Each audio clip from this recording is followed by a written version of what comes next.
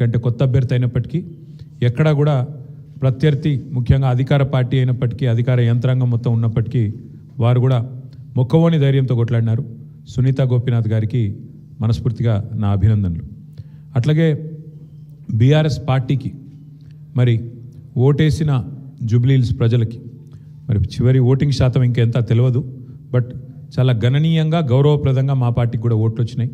మరి మాకు ఓటేసిన జూబ్లీహిల్స్ ప్రజలందరికీ కూడా పేరు పేరున వారికి కూడా కృతజ్ఞతలు. సరే, సహజంగానే ఒక రాజకీయ పార్టీగా ఎన్నికల్లో దిగినప్పుడు గెలుస్తామనుకొని దిగుతాం, గెలుస్తామనుకొని కొట్లాడతాం, గెలవాలని కొట్లాడతాం, అట్లనే కొట్లాడినాం.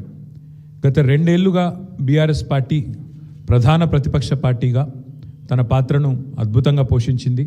ప్రజా సమస్యలను మరి కేంద్రంగా చేసుకొని ప్రజల వాదనను, ప్రజల వేదనను ఇవాళ ప్రభుత్వం ముందు పెట్టడంలో, అది శాసనసభలో అయితేనేమి, ప్రజాక్షేత్రంలో అయితేనేమి, సోషల్ మీడియాలో అయితేనేమి చాలా బలంగా బీఆర్ఎస్ పనిచేస్తున్నది. మా పని ఇట్లాగే భవిష్యత్తులో కూడా కొనసాగుతూనే ఉంటుంది.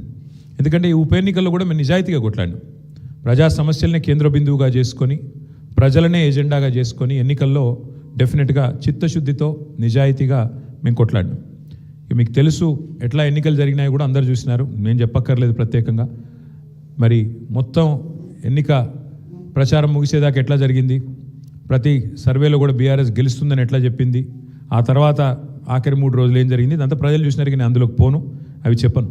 కానీ ఒకటి మాత్రం వాస్తవం, ఈ ఎన్నిక డెఫినెట్గా మరి మాకు కొత్త ఉత్సాహాన్ని ఇచ్చింది, కొత్త బలాన్ని ఇచ్చింది. ఎందుకంటే మరి స్పష్టంగా ప్రజలు ఒక తీర్పు ఇచ్చారు. ఈ రాష్ట్రంలో ప్రత్యామ్నాయం కేవలం బీఆర్ఎస్ మాత్రమే, ఇంకా అది అందులో అనుమానమే లేకుండా ఖచ్చితంగా ఈ ప్రభుత్వం ఏదైతే పనిచేస్తుందో వారికి ప్రత్యామ్నాయంగా పోరాడుతున్న ఒకే ఒక్క పార్టీ బీఆర్ఎస్ అనే మాట స్పష్టంగా ప్రజలు చెప్పారు. డెఫినెట్గా దాన్ని కూడా మేము మాకు ఒక సానుకూల అంశంగానే తీసుకుంటా ఉన్నాం. సరే, ఇక ఈ ఎన్నికల్లో ఏ రకంగా అధికార యంత్రాంగం మోహరించింది, ఏ రకంగా వారు పనిచేశారు, ఇవన్నీ కూడా మీ కళ్ళ ముందున్నాయి. నేను వాటి విషయంలోకి ఎక్కువగా పోను.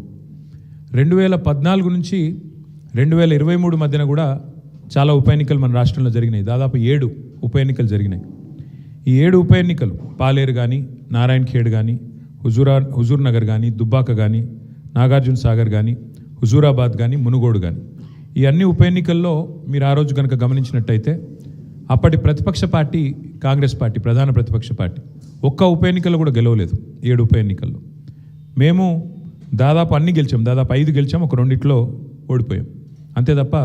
మరి ప్రతిపక్షంలో ఉన్న కాంగ్రెస్ పార్టీ ఆనాడు ఒక్క ఉప ఎన్నికల్లో గెలవకపోయినా చివరికి మళ్ళీ 2023 సార్వత్రిక ఎన్నికల్లో వారు విజయం సాధించారు, గవర్నమెంట్ కూడా ఫామ్ చేశారు. అట్లాగే మధ్యలో జిహెచ్ఎంసీ ఎన్నికలు వస్తే కూడా, గ్రేటర్ హైదరాబాద్ కార్పొరేషన్ ఎన్నికల్లో కూడా మరి ప్రతిపక్షంలో ఉన్న కాంగ్రెస్ పార్టీకి ఆనాడు కేవలం 1-2 కార్పొరేటర్ సీట్లు వచ్చిన విషయం కూడా ఒక్కసారి గమనంలోకి తీసుకోవాలని చెప్పి కూడా నేను కోరుతా ఉన్నా. అట్లాగే ఈ ఎన్నికల్లో ముఖ్యంగా ప్రజల తరపున వాదన బలంగా వినిపించగలిగాం. ఎన్నికల ఎజెండాను ఖచ్చితంగా నిర్దిష్టంగా బలంగా ప్రతిపక్షంగా మేమే సెట్ చేయగలిగాం. ప్రజా సమస్యలను ప్రధానంగా 6 గ్యారంటీల అమలులో ప్రభుత్వ వైఫల్యాన్ని బలంగా ప్రజల్లోకి తీసుకొని పోయాం. 6 గ్యారంటీల విషయంలో ప్రభుత్వం చేసిన మోసాన్ని తీసుకొని పోయాం. హామీల ఎగవేతను బాకీ కార్డుల రూపంలో ప్రధాన చర్చగా చేయగలిగాము. ఇది బీఆర్ఎస్ సాధించిన విజయంగా మేము భావిస్తూ ఉన్నాం. అట్లాగే మేము అనవసరపు అంశాల జోలికి పోలేదు. కులము, మతము వీటి పేరు మీద డైవర్షన్ రాజకీయాలు చేయలేదు. బూతులు అస్సలు మాట్లాడలేదు. ఆఖరికి ప్రభుత్వంలో ఉన్నవాళ్ళు ఫ్రస్ట్రేట్ అయిపోయి బూతులు మాట్లాడినా మేము మాత్రం బూతులు మాట్లాడలేదు, కేవలం ప్రజా సమస్యల గురించే మాట్లాడాం. చాలా హుందాగా ఈ ఎన్నికల్లో కొట్లాడినామని చెప్పి నేను అనుకుంటా ఉన్నాను. అట్లాగే జనాలకు అవసరమైన పాయింట్లు, ప్రజలకు అవసరమైన పాయింట్లను మాత్రమే చర్చకు పెట్టాం. కాంగ్రెస్, బీజేపీ ఎన్ని రకాలుగా మమ్మల్ని కవ్వించే ప్రయత్నం చేసినా సంయమనం కూడా పాటించాం. అట్లాగే మేమేం చేశాము, ఎందుకంటే ఒక 10 ఏళ్ళు ప్రభుత్వాన్ని నడిపిన ఒక జవాబుదారీ పార్టీగా, ఒక బాధ్యత గల ప్రతిపక్షంగా 10 ఏళ్ళు మీరు ఏం చేశారు జూబ్లీహిల్స్ కంటే 5,328 కోట్లతో అభివృద్ధి సంక్షేమ కార్యక్రమాలు చేశామని చెప్పి లెక్కల సహితంగా మరి ప్రజల ముందు పెట్టాము. చాలా పారదర్శకంగా పనిచేశామని చెప్పి ఎన్నికలు కూడా పోయినాం. అట్లాగే కాంగ్రెస్ ఎగ్గొట్టిన వాటిని కూడా లెక్కలతో సహా ఇంటింటికి తీసుకొని పోయాం బాకీ కార్డుల ద్వారా. అట్లాగే ప్రజా సమస్యలు, బస్సు ఛార్జీల పెంపు మీద నిరసన చెప్పాము. బస్తీ దవాఖానాలు విజిట్ చేసి ప్రభుత్వ యంత్రాంగంలో చలనం తీసుకొచ్చాము. హైడ్రా విధ్వంసం మీద ప్రభుత్వంలో ఉన్న పెద్దల ద్వంద్వ ప్రమాణాల మీద డబుల్ స్టాండర్డ్స్ మీద కూడా ప్రభుత్వాన్ని ఎండగట్టగలిగాం. ఆటో అన్నల సమస్యలను కూడా ప్రభుత్వం దృష్టికి తీసుకురాగలిగినాం. వాళ్ళ తరపున కూడా గట్టిగా మాట్లాడినాం. హైదరాబాద్లో రోడ్ల దుస్థితి విషయంలో కూడా ప్రభుత్వాన్ని కదిలింపజేయగలిగినాం. శాంతి భద్రతల విషయంలో కూడా మా నిరసన గట్టిగా చెప్పాం. ఈ రకంగా ప్రజా సమస్యలనే కేంద్ర బిందువుగా మా పార్టీ ఎన్నికల ప్రచారాన్ని చాలా హుందాగా నిర్వహించింది. తద్వారా ప్రభుత్వం కూడా మాట్లాడక తప్పని అనివార్యత కల్పించాం. చివరికి 2 ఏళ్లలో ఒక్కసారి కూడా మరి సమీక్ష చేయని ముఖ్యమంత్రి గారు ఆఖరి ఎలక్షన్ ముందు రోజు 6 గ్యారంటీల మీద సమీక్ష చేయక తప్పని పరిస్థితి కూడా వచ్చింది అంటే ముమ్మాటికి అది బీఆర్ఎస్ విజయమే. అట్లాగే 2 ఏళ్లుగా మైనారిటీకి మంత్రివర్గంలో స్థానం లేదు.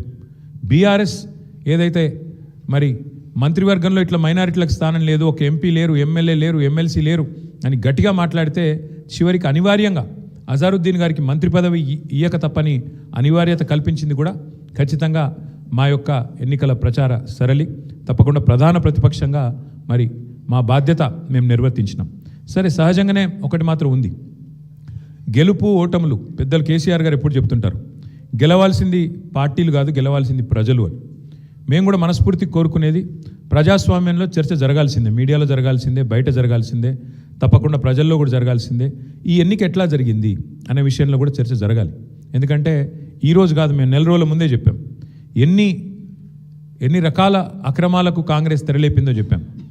అభ్యర్థి యొక్క సొంత తమ్ముడికి 3 ఓట్లు ఉన్న విషయాన్ని మీ ముందు పెట్టాం.